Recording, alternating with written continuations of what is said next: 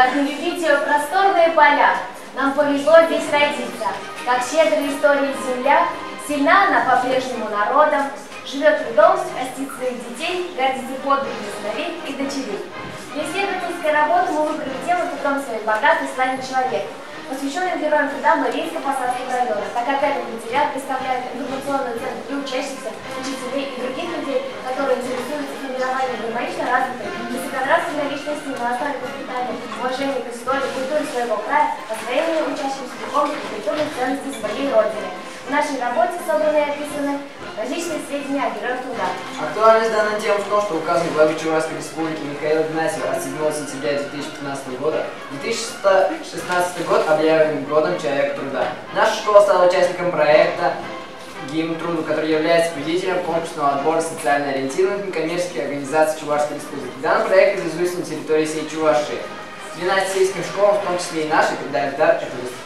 Проблема исследования. Каким образом систематическое обучение по гимну труду, который впоследствии повысит имидж трудовых профессий среди подрастающего поколения, сформировать чувство гордости, бытовую подвиги своих земляков.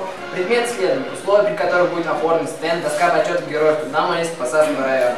Цель исследования. Изучение жизни и деятельности земляков, внесших значительный вклад в развитие производства, науки и культуры района. Задача исследования – познакомиться с жизнью и деятельностью земляков Мариинско-Посадского района, изучить литературу, дополнительные источники, архив района о героях социалистического труда. Давайте чуть-чуть обратимся к истории. Звание Героя социалистического труда и положение о звании было учреждено указом Президиума Верховного Совета СССР от 27 декабря 1938 года. Ранее существовало звание Героя труда. В ходе исследования мы выяснили, что первое звание Героя социалистического труда по указу от 20 декабря 1939 года было присвоено Иосифу Сталину. За всю историю СССР трижды Героем социалистического труда становилось 16 человек. Каждый Герой социалистического труда 205 человек. 8 Героев социалистического труда являются полными кавалерами Ордена Славы. А теперь мы предлагаем вам обратиться к истории нашего района. Заслуженный врач Чувашской ССР 1958 года, заслуженный врач СССР 1960 года, заслуженный деятель науки Чувашской ССР в 1984 году. А в 1985 году его имя занесено в почетную книгу трудовой славы и героизма Чувашской ССР. Малинин Василий Сергеевич награжден почетным грамотой Совета министров Чувашской республики, имеет почетное звание «Заслуженный агроном Чувашии». Яковлев Степан Яковлевич награжден орденами Ленина, Октябрьской революции и медалями, занесен в почетную книгу трудовой славы и героизма Чувашской республики в 1967 году. Михайлова Нина Александровна, заслужен за технику Чувашской ССР 1990 года, награждена орденом «Знак почета». Ильин Герман Ильич, заслуженный миллиард Российской Федерации, кавалер ордена Трудового Красного Знамени, занесен в книгу почета юбилейную книгу трудовой доблести Чувашской ССР за успехи в социалистическом формировании в честь 50-летия советской власти. Приянов Иван Ильич, за активную трудовую и общественно-политическую деятельность 10 апреля 1981 года его имя занесено в почетную книгу трудовой славы и героизма Чувашской ССР, награжден орденами Отечества военной первой степени, Красной звезды, знак почета, медали. Капитонов Валерий Александрович, заслуженный работник текстильной промышленности РСФСР 1988 года, награжден орденами Октябрьской революции, знак почета. Николаева Елена Николаевна, присвоено звание заслуженного мастера спорта СССР 1992 год и заслуженного работника физической культуры и спорта Чувашской республики. Особо хотелось бы остановиться на таком человеке, как Николаев Андрей Григорьевич, третий космонавт Земли, родился 5 сентября 1929 года в деревне Шошел Мариинско-Посадского района Чувашской ССР, ныне Чувашской республики. В 1947 году закончил Мариинско-Посадский лесотехнический техникум и по распределению был направлен на работу мастером Треста Южкали лес на заготовке леса в Карелии. В Карелии проработал до 1950 года, когда был призван в ряды советской армии. Первоначально занимался на курсах воздушных стрелков.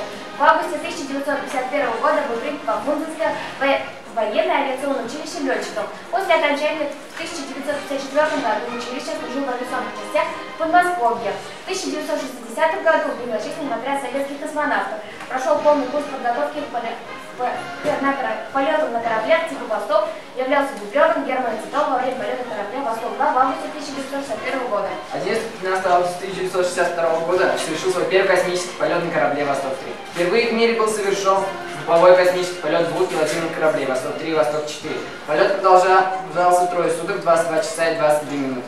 После полета продолжал подготовку в отряде космонавтов, а с 1963 по 1968 являлся командиром отряда космонавтов. В 1963 году женился на первой в мире женщине-космонавте Валентине Владимировне Терешковой. В 1968 году окончил без отрыва от основной работы военно-воздушную инженерную академию имени Жуковского. После второго полета в 1970 году, из-за того, что космонавты мало занимались физическими упражнениями, возникли проблемы с адаптацией организма к земным условиям. Могли ходить. Это состояние в медицинской литературе получило название «Эффект Николаева». Полет продолжался 17 суток, 16 часов, 58 минут и 55 секунд. За 2 рейса в космос летал 21 суток, 15 часов, 20 минут, 55 секунд. В 1974 году был назначен первым заместителем начальника Центра подготовки космонавтов и прослужил эти должности до выхода в отставку. Дважды Герой Советского Союза, награжден 2 орденами Ленина, орденами Трудового Красного Знамени, Красной Звезды, медалями, награжден золотой медалью имени Константина Циолковского, золотыми медалями «Космос» и другими наградами. Имени Николаева назван кратер на Луне, автор книг «Встретимся на орбите», «Космос», «Дорога без конца». Скончался 3 июля 2004 года, на 75-м году жизни. Николай Семенович Белов родился в деревне Торшево Мариинско-Посадского района Чувашии, простой крестьянской семье. После окончания в 1935 году Московского энергетического института дипломом инженер устроился на Шатурскую ГРЭС. С этой электростанции начал свой трудовой путь в энергетике. В Кемеровской области под его руководством осуществлялся пуск и освоение оборудования на Южно-Кузбасской ГРЭС, Ломусинской ГРЭС, Беловской ГРЭС, Новокемеровской ТЭЦ и Западно-Сибирской ТЭЦ. При нем мощность энергосистемы возросла в 10 раз и достигла более 4000 мегаватт. Заслуги Белова отмечены многими правительственными наградами, ведомственными наградами, среди которых особое место занимает орден Трудового Красного Знамени, орден Ленина, орден Октябрьской революции, медаль за доблесть и труд в Великой Отечественной войне 1941-1945 году, за победу над Японией, за освоение целинных земель. За высокий производственный показатель в сентябре 1966 года Кузбассэнерго было награждено орден Трудового Красного Знамени, а в октябре Николаю Семеновичу Белову присвоили звание Герой социалистического труда. В начале нашей исследовательской работы мы поставили проблему выяснить, каким образом систематическое обучение позволит реализацию проекта «Климат труду», который впоследствии сформирует чувство гордости на трудовые кодексы сверстников. В ходе изучения литературы мы выяснили, что в Мариинско-Посадском районе, к сожалению, только один герой социалистического труда – Николай Семенович Белов.